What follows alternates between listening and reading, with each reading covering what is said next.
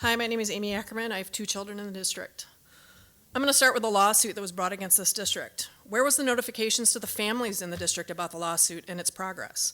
We receive emails almost in real time when a teacher says a questionable word in the classroom, but not a single email about the district being sued. No email letting our school community know the tax dollars that should be spent to educate our children are being spent on attorneys and settlements.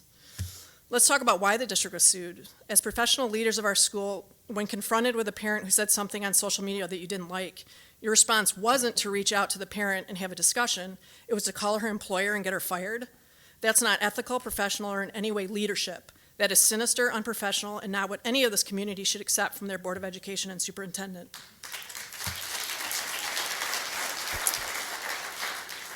Now let's talk about the reasoning given by the district to perform this betrayal of trust. Ms. DeVerno asked parents to videotape their children in distress caused by online classes. Surprisingly, getting Ms. DeVerno fired did not reduce my child's distress.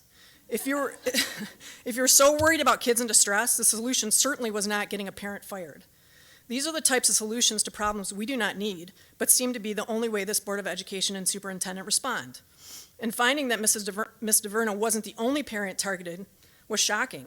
Let me read a section from a deposition from Superintendent Shaner about another parent so you can hear his words.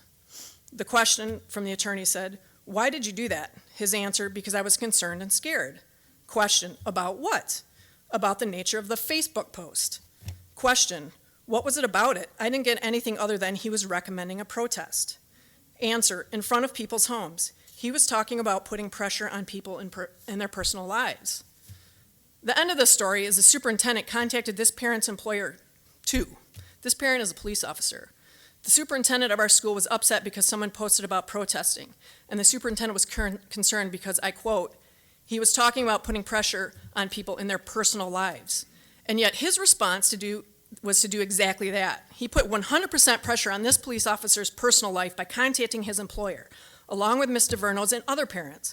To what end? How did this solve any problems? It was merely a bullying tactic.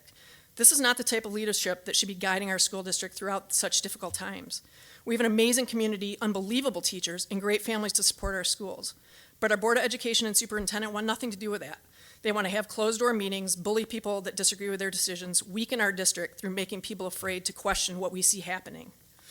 Final thoughts. I find it interesting that I keep hearing that we have a difficult time hiring teachers in our district, because I think we have a pretty great community.